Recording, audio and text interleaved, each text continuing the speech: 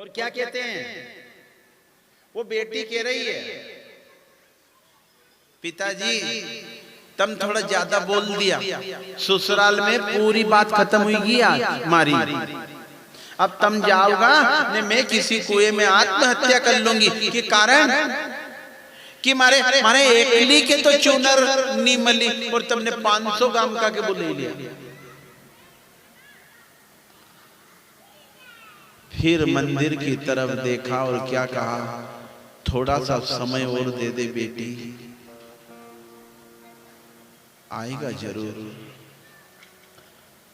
उस नानी बाई की सासू थी ना, बहुत खराब थी।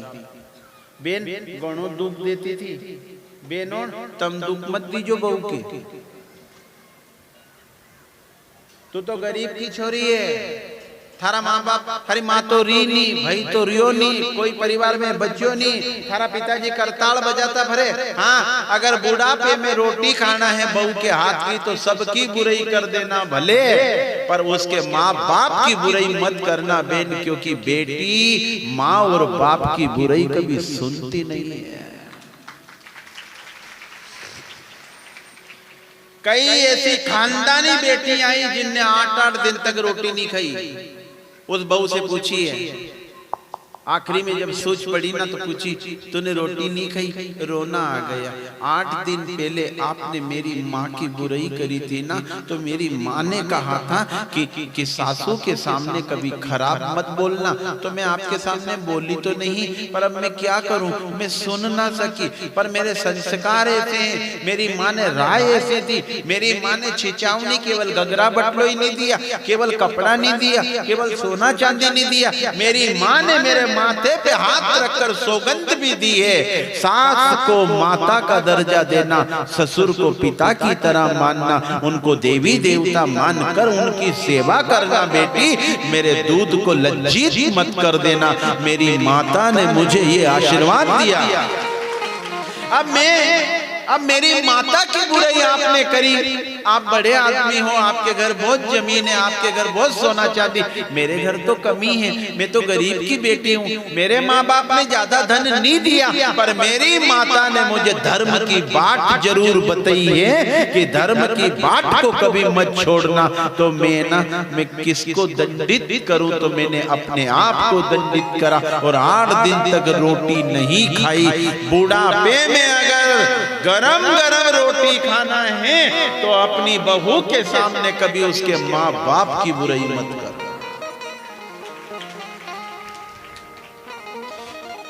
देखो नहीं सुनाई नहीं जीजा, सबकी बुराई कर दो, मेरी माँ की बुराई मत करो।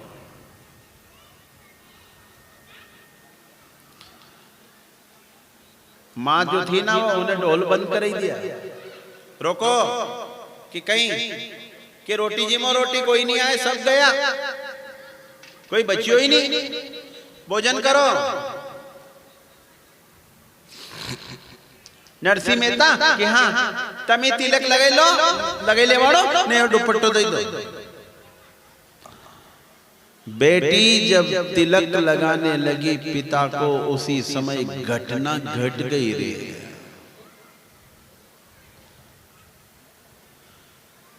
पिता के कपाल पर तिलक लगाना चाहती थी हिंदुस्तान के उस महात्मा की बेटी साहब, जिस बेटी का नाम लेकर लोग आज कथा करते हैं। ऐसे महान आत्मा की बेटी नरसी मेहता के कलेजे का टुकड़ा नानी वही अपने पिता को ही तिलक लगाने लगी और कहने लगी, पिताजी आप तो यो फाटो टावीली दे दो, एक रीत निभ जाएगी।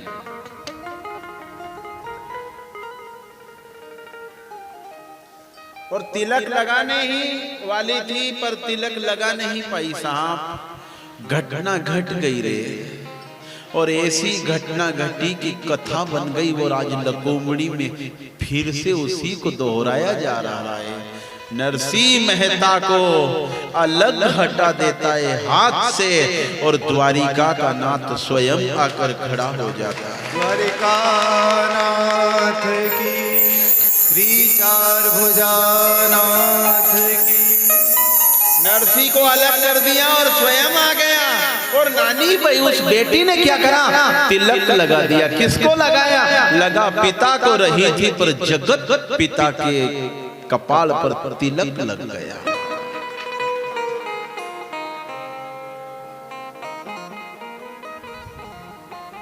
देखती ही रह गई, सांप सांवरिया सेठ सामने है।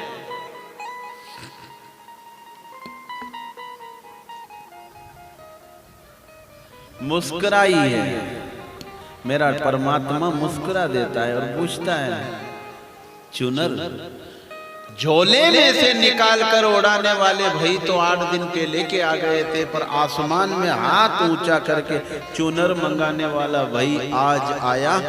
अपनी बहन को, धर्म की बहन को ऐसी चुनर उड़ाई वो वैसा जीजा भाई कि आज तक कथा बन गई बहनों, उसको कथा के रूप में गाया जाता है।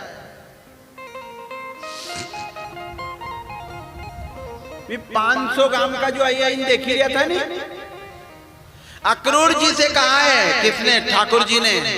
ये कितना गांव का है रे? एक काम कर, देवी देवताओं से कह दे सबके चुनर, सबके वस्त्र दे, यथा योग्य वस्त्र। एक काम और करो रे कि कहीं पानी की बरसात तो सबने देखी, कंचन की बरसात करवा दो, आज सोने की असरपियों की बरसात करवा दी। ये भक्ति की शक्ति है। गोविंद भगवान की जय। नानी भाई के मुंह तरफ देखा और कहा, कोई इच्छा हो तो मांग, इच्छित वस्तु दूंगा। तब क्या कहा है? भक्ति का वरदान दो प्रभु, मेरा भजन और बढ़े, मेरा नाम जप में लगाओ और बढ़े। नानी भाई की सासू की तरफ देखा ने पूछी, कहीं सुनना की सिल्ला चाहे तुम्हारे, कहीं तुम्हारा दूल्हा में पांव खराब हो? अक्रूर से कहा है, इतना माल दे दे कि लोग मेरे नरसी और उसकी बेटी का नाम लेते रहे। ये भक्ति की ताकत है। सब काम छोड़कर मंदिर जाया करो। कोई भी मिले ना तो उससे सबसे पहले राम राम करा करो। आसन पर बैठकर यदि भजन ना कर सकते हो तो तुम्हारे गांव के लोग जो भी तुम्हें मिले ना, उन सबसे राम राम करो तो भी एक माला हो जाएगी साहब, उसमें क्यों चूको। जब बीड़ी पीने में हर आधा 1 घंटा में नहीं चूकते हो तो हरि नाम बोलने में मत चूकना रे। बोलते रहना, नाम जप की ताकत को बढ़ाना। जिनका बैलेंस दमदार होता है गांव में उनको लखपति कहते हैं, पर जिनका अध्यात्म में बैलेंस दमदार होता है उसकी बात तो हनुमान जी भी मानते हैं।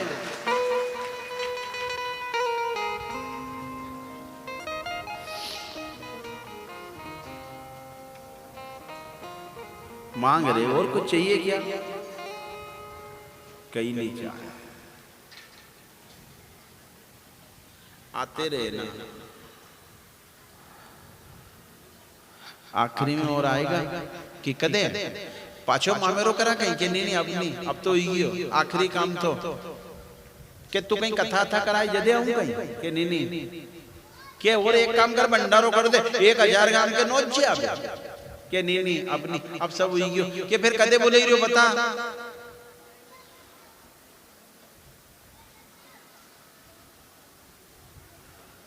मेरे प्राण जब तन से निकले तो ए बांसुरी वाले आ जाना रे। जब गोबर से लीपी जगह पर लोग सुलाएंगे ना तो मैं वहां एक तुलसी का पत्ता रखवा दूंगा, ये बोल दूंगा मैं बेसुध भी अगर हो जाऊं ना तो एक तुलसी का पत्ता रख देना रे। कारण मेरा परमात्मा आएगा, तू वचन देना। और मेरा परमात्मा आज वचन देता है, मैं हर पल उस मृत्यु के पल में भी तेरे साथ रहूंगा रे। ए नरसी तू भगत है और तेरी भक्ति की ताकत है।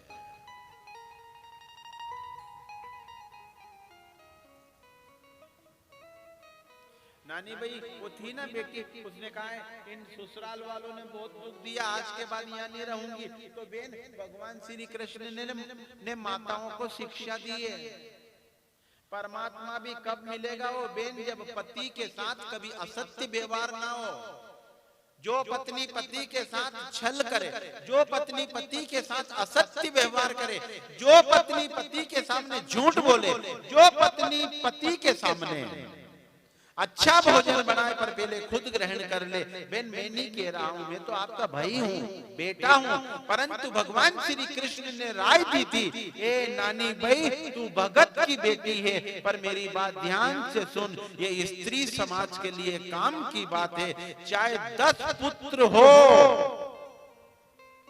और 10 ही पुत्र श्रवण की तरह आपकी सेवा करने वाले हो, पर आपने यदि पति को परमात्मा का दर्जा नहीं दिया तो 10 पुत्र होने के बाद में भी एक स्त्री को नरकगामी होना पड़ता है।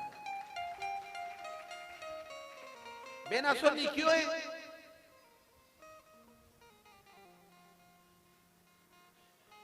तू यहीं रहना और भजन बढ़ाना, भजन करना। ये पति है ना, ये परमात्मा का प्रतिनिधि है।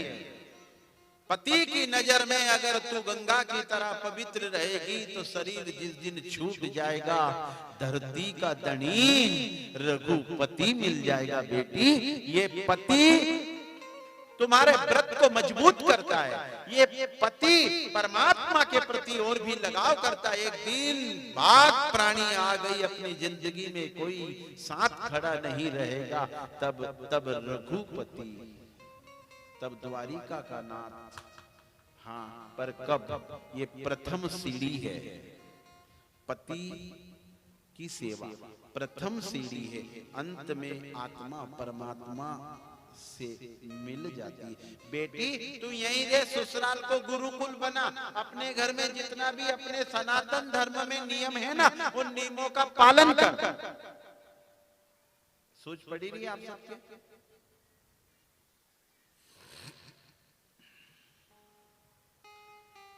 पानी आने किलो बोले हूं तो पियो नहीं है। आज तो अपनी यूं भी एकादशी,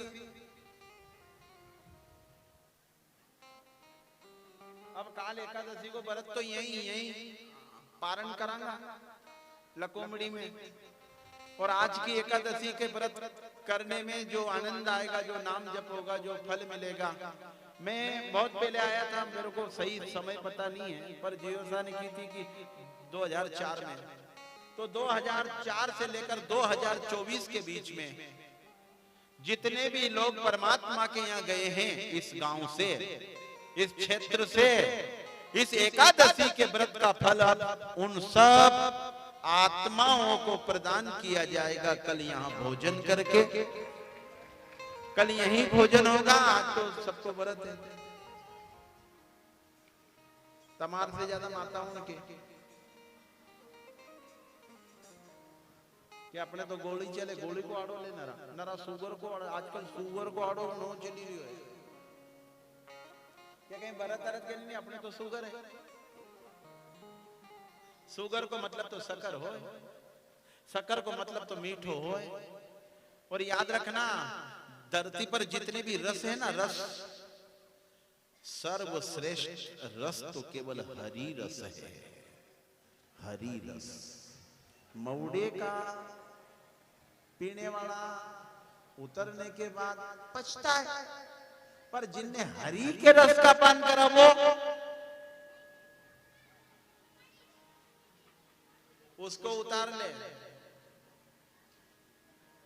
भगवान की कृपा कितनी है आप पर, याद रखना। दूसरे से मत पूछना, आप खुद देख लेना। संत के दर्शन अनायास तुम्हारी देड़ी पर कोई महात्मा आ जाए ना, तो मान लेना तुम्हारे भाग्य का सूर्य उदय हुआ है, तभी तो कोई महापुरुष तुम्हारी देड़ी पर आया है।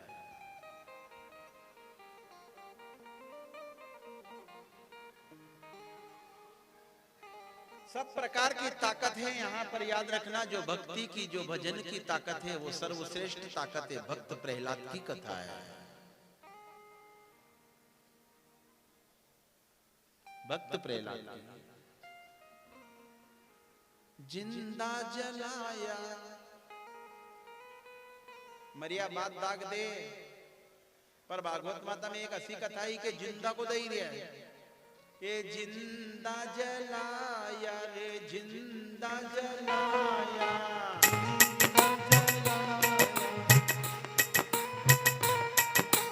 जिंदा जलाया रे जिंदा जलाया, जिंदा जलाया जिंदा जलाया।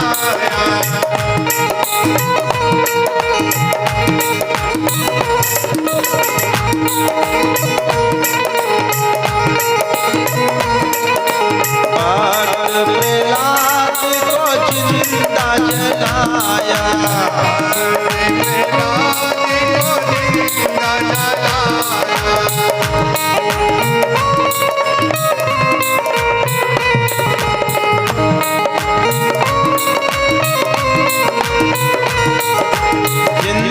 जलाया, जिंदा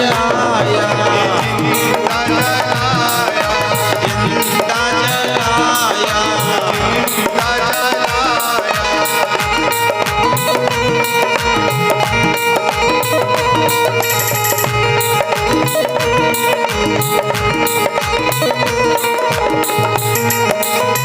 धीरे बजा, धीरे घबराए मत, तू बहुत अच्छी बजाएगी पर घबराई न मत बजा, धीरे बजा तो सांस देनी है।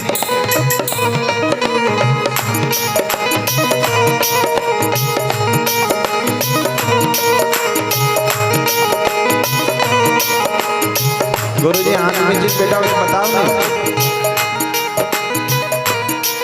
सुनो सुनो चलते तो रहने दे, सुनो। भक्त प्रहलाद की कथा है, अजामिल की कथा उसके बाद, पर भक्त प्रहलाद की कथा छाप छोड़ जाती है, छाप। आपने एक कहावत सुनी है नहीं, आग में बाग लगा दे, आग में बाग लगा दे। अब अंगारों में तो बगीचा नहीं लगे, फिर ये कहावत कहां से शुरू हुई?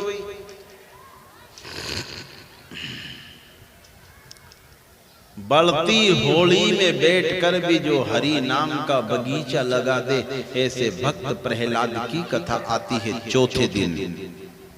आज चौथा दिन है।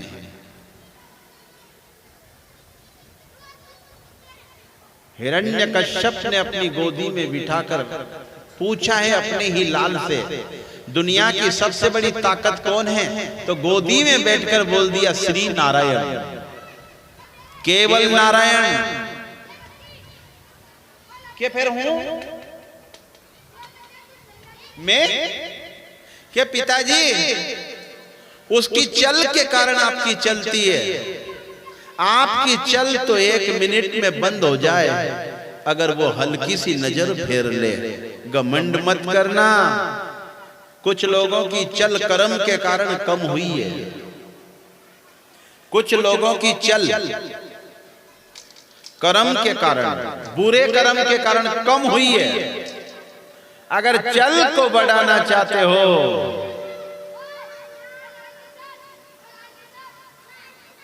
तो जब जब भगवान की कथा चले, जब जब रामायण चले, जब जब आरती चले, उस समय आप भी पहुंच जाया करो, आपकी चल को और भी बल मिलेगा, बल मिलेगा। जाया करो।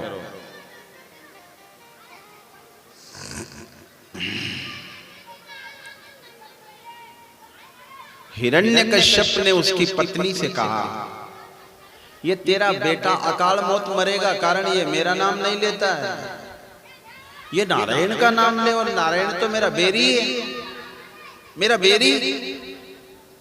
क्या कहा? मैं कोशिश करूंगी उसको समझाऊंगी कि तू सुन, 3 दिन का समय देता हूं, अगर 3 दिन में तू अपने बच्चे को समझा दे और मेरी जय जयकार करने लगे तो ठीक है, नहीं तो मैं तेरे ही हाथ में जहर का प्याला दूंगा और तू मेरी ही आंखों के सामने तेरे लाल को जहर पिलाएगी। माता कया दू कह देती है पिला दूंगी, कि तेरे बच्चे को ही जहर पिला देगी कि हो, जब पति कह रहा तो पिलाऊंगा। कि सुन, एक दिन हुआ शुरू, तो बेन माता पुत्र को शिक्षा दे रही है। शिक्षा देना तो ये थी कि बेटा सब कुछ छोड़कर हिरण्यकश्यप महाराज की जे बोला कर, पर ये नहीं बोला बेन। अपने बच्चे को गोदी में बिठा कर क्या कहा, 100 टुकड़े कर दे भले शरीर के, पर मेरे दूध की सौगंध है रे लाल, नारायण के नाम को कभी छोड़ना मत रे बालक। ये मेरी पहले दिन की शिक्षा, मेरी पहले दिन की शिक्षा। आयो हिरण्यकश्यप पहला दिन की शिक्षा दे दी कि हो क्या हमारा पक्ष में दिए नहीं, क्या तुम्हारा पक्ष में। दूसरे दिन की शिक्षा की बात आई है तो गोदी में बिठाकर अपने बच्चे से कहा, मौत तो आनी है रे बेटा, शरीर मिला है तो कभी छूटेगा, पर बेटा जब तक जीवन है हरि नाम कभी छूटना नहीं चाहिए, भजन बढ़ाना बेटा। ये दूसरे दिन की शिक्षा है। तीसरे दिन फिर गोदी में बिठाया,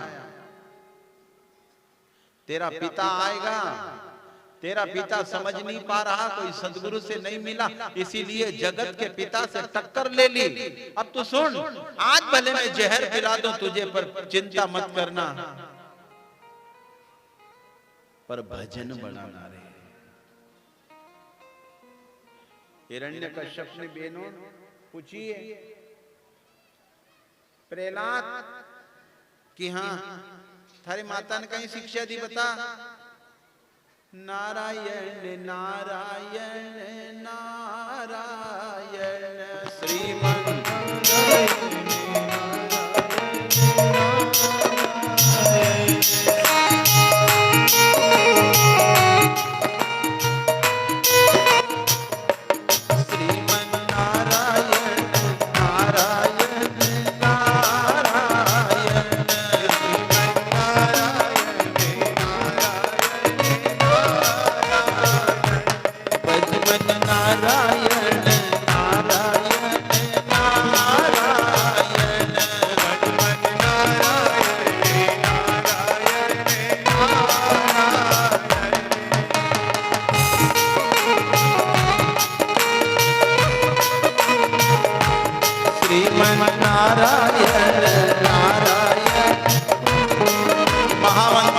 सभी जाप करो थोड़ी देर।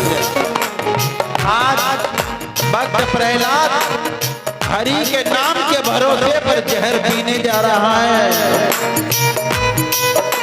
कितना भरोसा है प्रभु के नाम का, जहर पीने जा रहा है।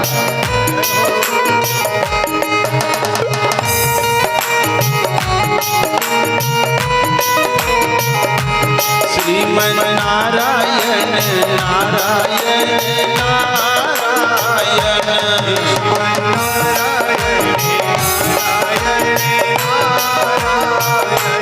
हमें नारायण तुम्हें नारायण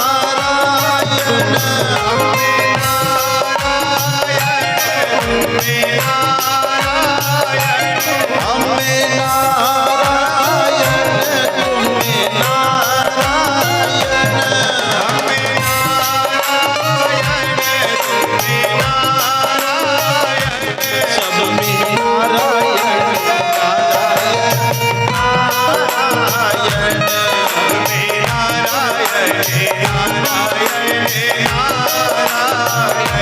सब में नारायण नारायण नारायण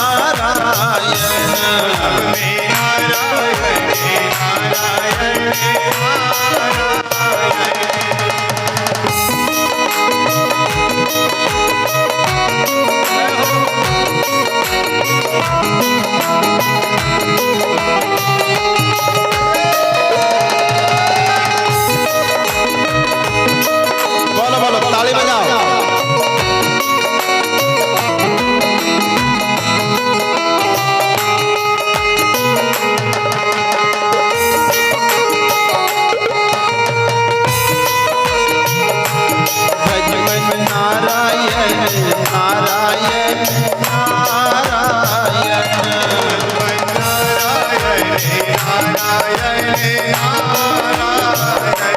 माता नारायण पिता नारायण,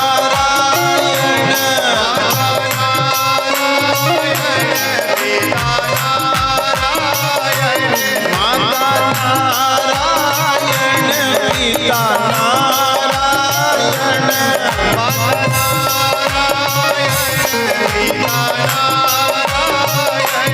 गुरु नारायण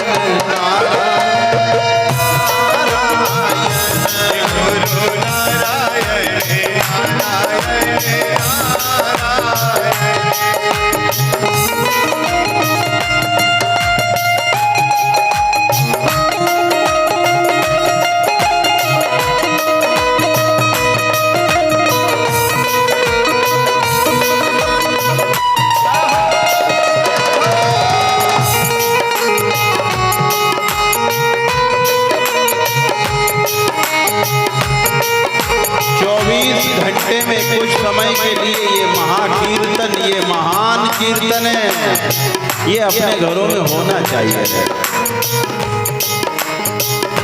नारायण नारायण, सुनो सुनो, बड़ी सुंदर कथा है। चौथे दिन की कथा। पति के आग्रह पर और जगत पति के भरोसे पर। पति का आग्रह है क्योंकि वो शरीर का पति है, परंतु जगत पति के भरोसे पर अपने लाल के सामने जहर का प्याला हाथ में लिया और क्या कहा, पीले पीले पीले। अब जब कटोरा इधर से उधर हुआ ना तो थोड़ा सा जहर, कटोरा में जो जहर था ना बेन, वो जलती गयो। तो बेन जीजा एक बिल्ली आई, बिल्ली, उस बिल्ली ने क्या करा, उस जहर को चाट लिया। तो क्या हुआ, उसी समय मर गई बिल्ली। अब हिरण्यकश्यप ने कहा, देख बिल्ली ने जीवान लगाते ही मिट गई, मर गई, तेरी भी यही हालत होगी, इसलिए बोल दे हिरण्यकश्यप की जय, मैं जहर का कटोरा अलग करवा दूंगा। क्या कहा, जय तो सदा नारायण की ही हुई है पिताजी, और सदा होती रहेगी। मैं रहूं या ना रहूं, पर जय जयकारा तो मेरे नारायण के नाम का होगा। तो क्या पीजिए,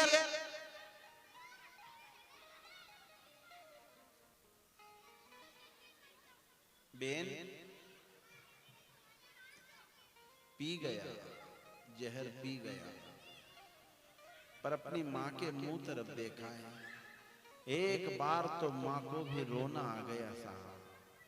लाल को गोदी में बिठाकर जहर पिलाने वाली दुनिया की पहली मां बनूंगी रे।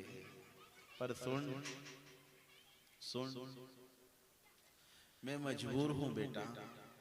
धर्म शास्त्र कहता है कि पति की आज्ञा को मानना, पर बेटा आज्ञा जरूर मान रही हूं, पर जगत के पति पर पूरा भरोसा है रे बेटा। तो चिंता मत करना, विष में भी नारायण का वास होता है, इसीलिए उसका नाम विश्वास पड़ गया।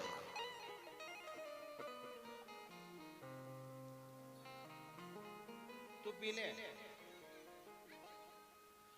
पी गयो ने माने कहीं करियो, बेन मुंडो पूछी दियो ने, उन्हें पूछी मां आप कहीं करूं, कहीं की नारायण को भजन कर। वो हिरण्यकश्यप मुंडाड़ी देख रही हो ने की है कि कहीं भी नहीं होया।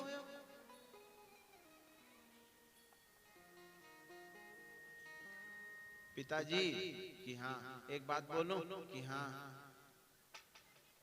यही जहर बिल्ली ने पिया, आपके नाम की ताकत तोलना चाहता हूं आज। कि कैसे, कि मैं इस मरी हुई बिल्ली को आपके नाम की दुहाई दूं, सौगंध दूं, अगर ये मरी बिल्ली जिंदी हो जाए तो मैं आज से नारायण का नाम।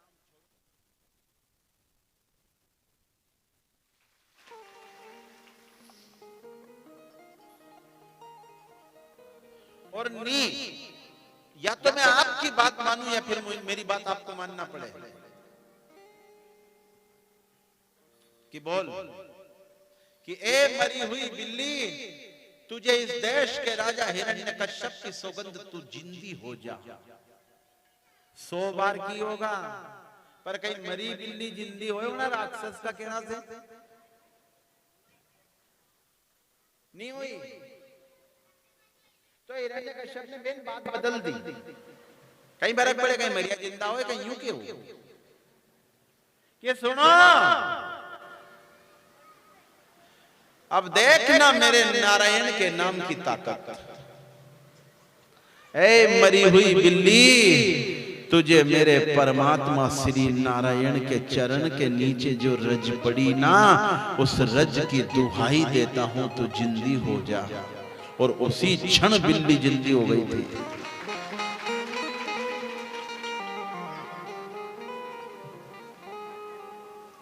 हिरण्यकश्यप से की को कि में ताकत ज्यादा है कि कहां है तेरा भगवान, दिखता तो है ही नहीं, कहां है? इस खंबे में है। और जैसे ही खंबे में तलवार की दी, मेरे भगवान श्री नरसिंह का प्रकटीकरण हो गया। बोल नरसिंह भगवान की जय। सारे वरदानों की पूर्ति करके हिरण्यकश्यप को देड़ पर नाखूनों से चीर दिया। भक्त प्रहलाद को अभय का वर दिया, जा अभय करता हूं।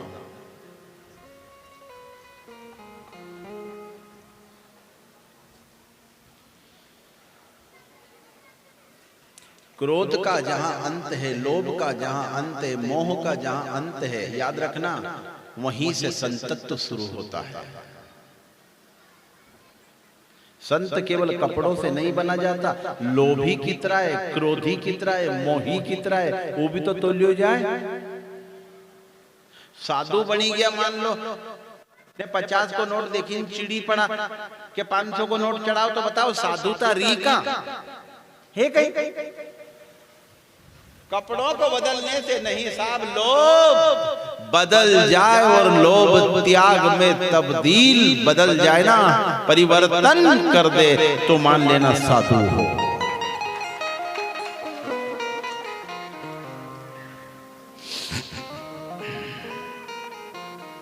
हिरण्यकश्यप का उद्धार, भक्त प्रहलाद को अभय का वर, और भगवान उस गादी पर विराजमान हो गए। नरसिंह भगवान प्रहलाद को बुलाया,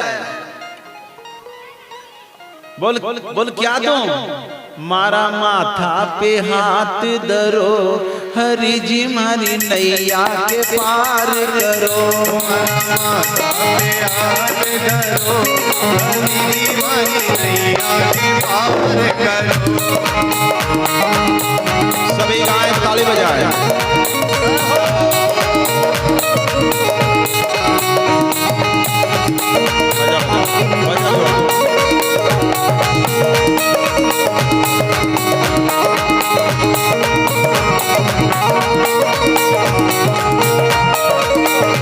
हरि नैया के पार करो, हरि जी मारा माथा पे हाथ धरो। हरि नैया के पार करो, हरि जी मारा माथा पे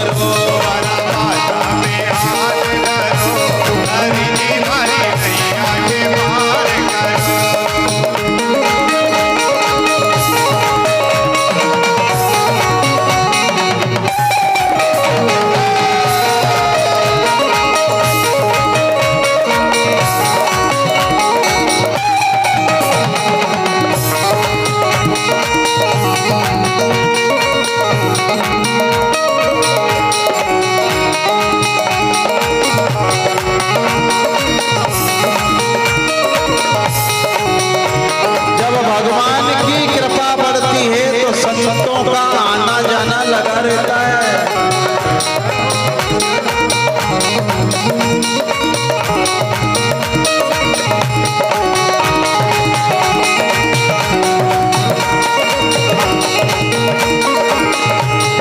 आजा मिल की हो जाए। टाकीज वालों की नकल करके मत करना रे, करो तो मंदिर वाले की रामचरितमानस की नकल करके अपने बच्चों का नाम रखो।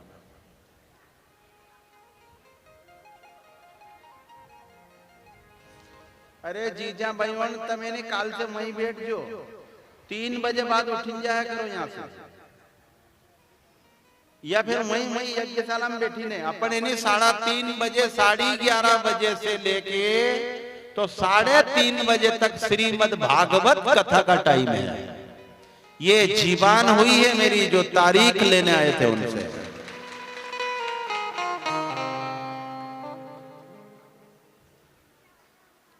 तीन बजे ही मैं कथा को पूर्ण क्यों करता था? क्योंकि मुझे रोज भागना था। अब आज भागनो ही नहीं है। कहां गया हमारा हजूर? 20 साल पहला जगह मैं तड़का में बैठाया था, वहां हजूर करा कहां बैठा है?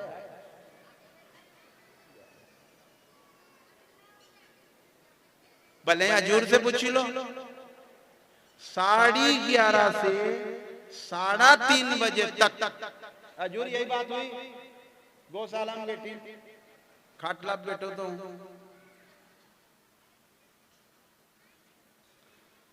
गुरुजी मेरे को मेरी इष्ट है कथा माता, ना तो मुझे बीच ना मेरे को दक्षिणा चाहिए, ना मुझे बीच में कोई हलचल चाहिए।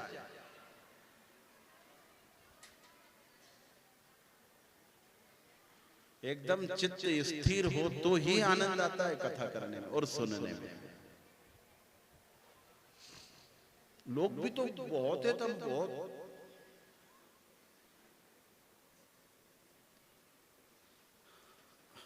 प्रमाण पत्र की बात कर रहा हूं।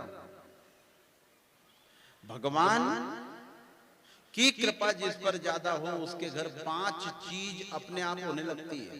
नोट कर जो तुम्हारा घर हो कि नहीं। अरे मन से थोड़ी कही रही हूं, बिना मैंने बांची ली हो तो हूं यहाँ बैठो बैठो कही रही हो। ज्यादा से ज्यादा आपके घर में से धन और अन्न परोपकार में अगर लगे तो मान लेना कि आगामी तुम्हारे बच्चों का भविष्य उज्जवल है। तुम्हारी जायदाद और बढ़ने के लक्षण सामने आ रहे हैं। तुम्हारे घर में ज्यादा से ज्यादा संत महात्मा 1 महीने में 1 आध बार तुम्हारे आंगने में बैठकर भोजन करे और अपनी झूठन को छोड़ दे। कुछ लोगों को बड़ी शिकायत है, पर्ची लिख कर भी देते हैं कि इतना व्रत करें, इतना भजन करें, इतना, फिर भी दरिद्रता क्यों नहीं जा रही है? घर में कलह ज्यादा होता है। तो सुनो, 5 प्रकार की झूठन दरिद्रता का नाश करती है। अपनी खुद की भाणेज अगर अपने घर में भोजन करे और उसकी झूठन घर में पड़ जाए तो निश्चित मानना साधारण बात नहीं है। वो झूठन तुम्हारे भाग्य में अगर कंगाली है, दरिद्रता है, तो उस दरिद्रता का नाश करने की औषधि वो झूठन संत की, ब्राह्मण की, जो भजनानंदी है, जो तीरथ का पंडा है, समझदार जानकार लोग कन्या भोजन कराते हैं अपने घर में। 1 वर्ष में 1 बार ही सही, पर कराए है। उनसे पूछना कि कन्या भोजन क्यों कराओ? कन्याओं के भोजन करते करते अगर बेन एक बूर भी नीचे गिर गया झूठा, तो आपके भाग्य में बेन मान लो दुख लिखा है, आपके भाग्य में मान लो बेन दरिद्रता का मतलब है कि कंगाली, कुछ नहीं है ना। अगर बहुत ज्यादा गरीबी लिखी तो गरीबी को काटने की औषधि है कन्याओं की झूठन तीर्थ के पंडों की झूठन, भजना नंदी की झूठन, जिनके आंगन में पड़ेगी, जिनके घर में पड़ेगी, उनके घर की दरिद्रता का नाश हो जाएगा और वो समृद्धशाली हो जाएंगे, वो धनवंत बनेंगे।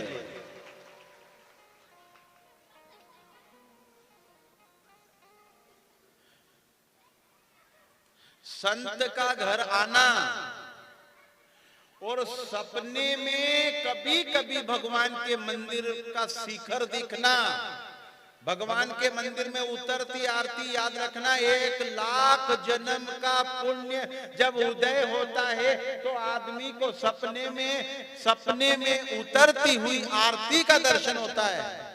जेके जेके दर्शन होए है सपना में, कोई से मत कीजो और भजन बढ़ाना, तुम्हारा चरण जिस आंगने में पड़ जाएगा वो आंगन वाले लोग निहाल हो जाएंगे। ऐसी क्लास में पहुंच चुके हो आप। देव भगवान की, जिसके सपने में गाय आए गाय, जिसके सपने में हरा भरा खेत आए, जिसके सपने में तुलसी का क्यारा आ जाए और जिसके सपने में लाल कपड़े में बंधा ये शास्त्र आ जाए तो मान लेना, पीछे मत हट जाना, तुम स्वयं इतने शक्तिशाली बन चुके हो कि तुम भगवान की कृपा के पात्र बन गए हो। तुम्हारा चरण जहां पड़ जाएगा वहां की कंगाली दूर कर दोगे।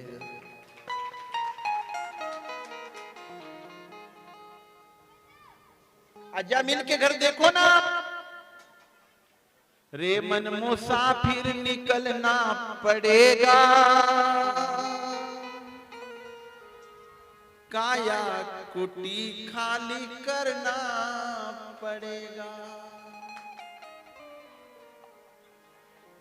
परिवर्तन संसार का नियम है। जो 20 साल पहला था नहीं, अपन भी आज नहीं रहा है, बदली गया। देखो नहीं तुम तमारा देख लो,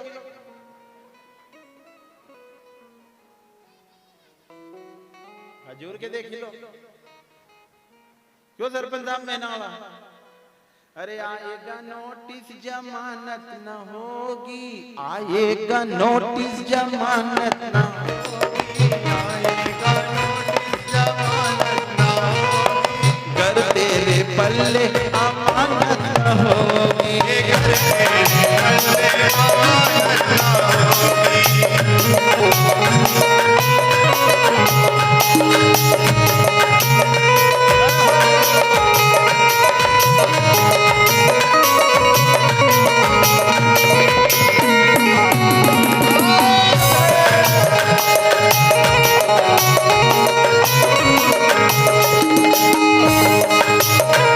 आजा मिल की कथा है, वही कृपा भगवान की संततियों में।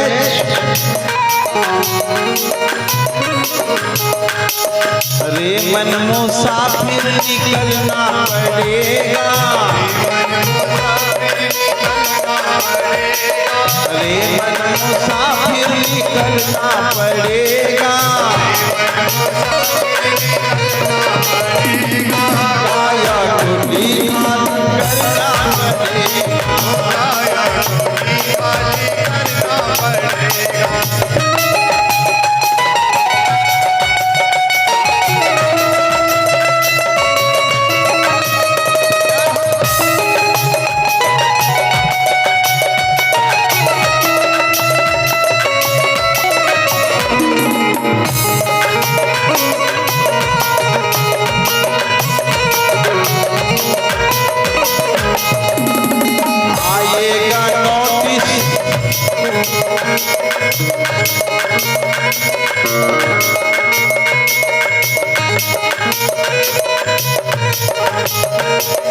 घर तेरे पल्ले अमानत न होगी,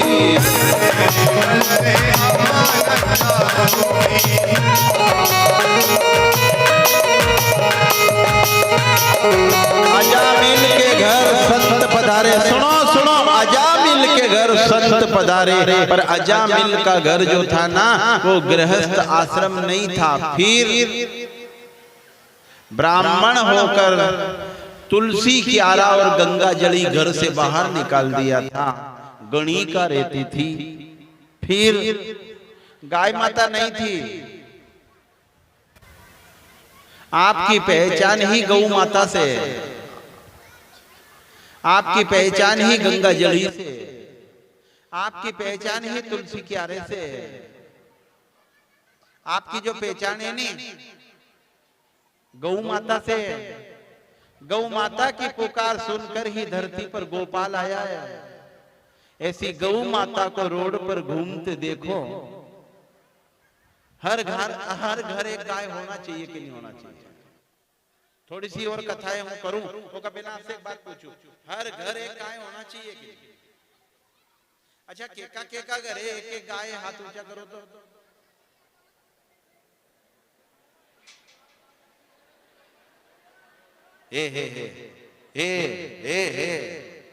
मतलब गाय है। धन्यवाद। जेके जेके गाय नहीं उनके हूं धोप दे ही रहे यहाँ से। बैठी जा बैठी जा बैठी जा। हाँ है, तुम्हारा घरे भी होगा, बैठी जा। जेका जेका करे गाय है नहीं उन सबको मैं प्रणाम करता हूँ। जेका जेका जिस जिसके घर तुलसी क्या रहा है ना उनको मैं प्रणाम करता हूँ। जिन जिन के घर गंगा जली है ना उनको मैं प्रणाम करता हूँ। हम सनातन धर्म के लोग हैं। 1947 में जब देश का विभाजन हुआ ना तो पाकिस्तान बन गया था इस्लामिक देश, और ये भारत ये हिंदू राष्ट्र था, हिंदू राष्ट्र है और हिंदू राष्ट्र रहेगा।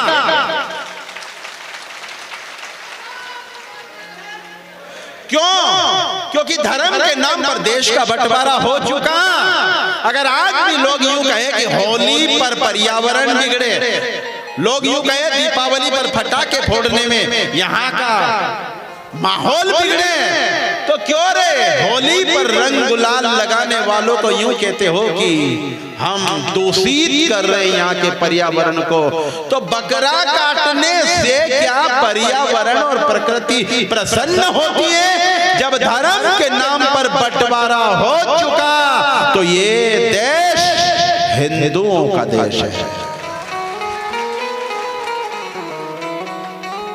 और हिंदुओं के देश में होली पर प्रतिबंध हो, दीपावली पर प्रतिबंध हो, रामनवमी और जन्माष्टमी पर प्रतिबंध हो, ये हम हिंदू सहन कर सकते हैं क्या? हाथ खड़े करके कहो कौन कौन सहन नहीं कर सकता? वाह वाह वाह वाह, जब तक जीती गया रे।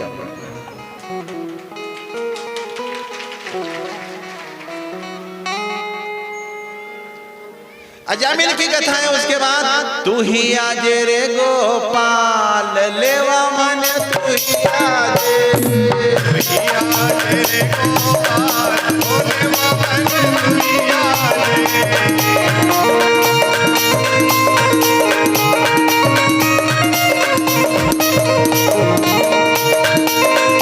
सभी भाव से ताली बजाकर गाएं। बस होकर ताली बजाओ। तू ही आज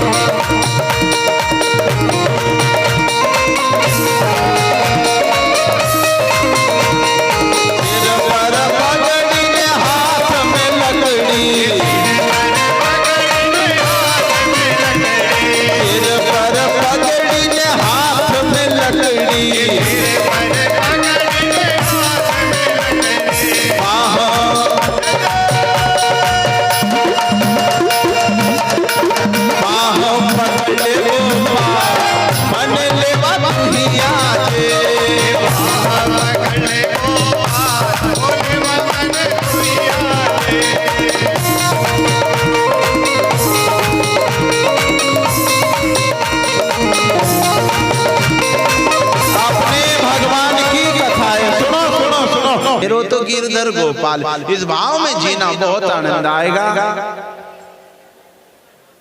गजग्राह की कथा में पशु अंतिम में आवाज दे रहा, नर भले आवाज नहीं दे, पर आज भागवत माता में एक हाथी आवाज दे रहा और परमात्मा दौड़ पड़ा है। गजग्राह की कथा में गज को बचा लिया, ग्राह का उद्धार कर दिया।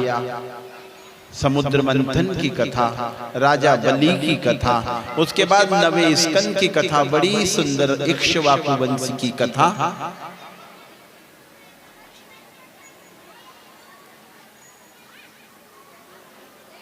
उसके बाद वृंदावन के बिहारी लाल के जन्मोत्सव की कथा।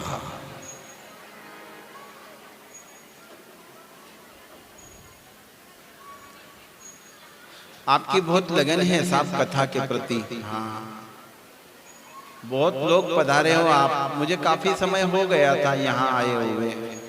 भगवान शनिदेव के दर्शन करके बहुत आनंद आया। जब गांवों में पुण्य बढ़ता है तो ही धाम बनती है। आप सबके पुण्य के कारण यहाँ धाम का निर्माण भगवान शनिदेव ने करा है। आज के बाद 3 दिन और बचते हैं। मैं पूरे भाव में उतरकर और पूरा समय देकर आपको भगवान की कथा सुनाऊंगा।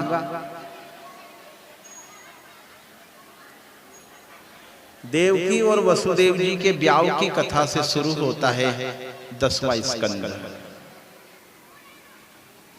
भगवान श्री शुकदेव जी राजा परीक्षित को कह रहे हैं, अब ऐसी कथा आ रही है जिस कथा को सुनने के लिए तू एकासन आसन पर बैठा है। मैं उस कथा का शुभारंभ करूं, पर तू सावधान रहना। इस कथा में चलने के पहले तुझे नजर राम की तरह रखना पड़ेगी। रावण की तरह नजर नहीं होनी, नहीं तो कथा में आनंद नहीं आएगा। नजर होनी राम की तरह, आचरण होना राम की तरह, खान पान होना राम की तरह, बैठक उठक होनी राम की तरह। जो राम की तरह अपनी बैठक उठक बना लेगा उसी को भगवान श्री शुकदेव जी 10वें स्कंद में जाने का टिकट देंगे। नहीं तो वानी जब आए बने वृंदावन चली जाओ, अच्छो नहीं लगेगा। कारण तुम्हें यहां से प्रमाण का मिला कि जाओ। देवकी वसुदेव जी का ब्याह है। आकाशवाणी, ए कंस जिसको विदा करने जा रहा, इसका 8वां पुत्र तेरा काल होगा। अब पियो हो तो थो। जो पापी रहे ना पापी, उसको मौत का ज्यादा डर लगे। अब पुण्यात्मा को क्या डर लगे? तो कंस डरी गयो। अपनी ही बहन का केस पकड़कर रथ से नीचे खींचा, तलवार की देने लगा। तब वसुदेव जी ने वचन दिया, 1 2 3 4 5 संतान जितनी होगी, अष्टम गर्भ की बात कर रहे हो, मैं सब आपको लाकर दे दूंगा। आप जान से मार देना, पर इसको क्यों मारो? आपकी बहन है। उन्होंने कि वो तुम्हारा जेल में रोकूंगा कि मंजूर है, कारावास में रहना मंजूर कर लिया। 1 2 3 4 5 6 7 6 संतानों का पत्थर पे पटक कर दुष्ट कंस ने मार दिया। 7वें में बलराम जी का प्राकट्यकरण, अष्टम गर्भ, अष्टम मेरा गोविंद आ रहा है। 8वें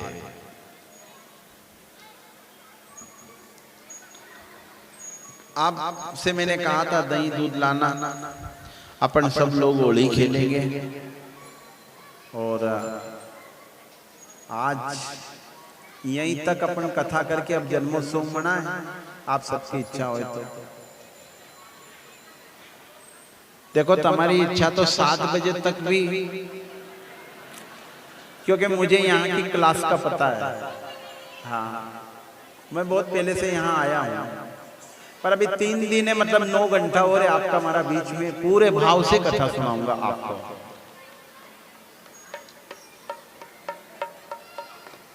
तो अब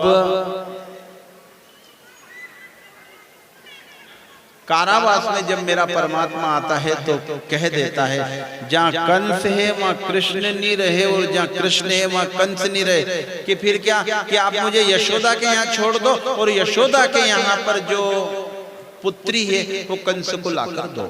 ऐसा ही किया। फिर तो आनंद मनने लगा है, रंग गुलाल के सर मिलवाए,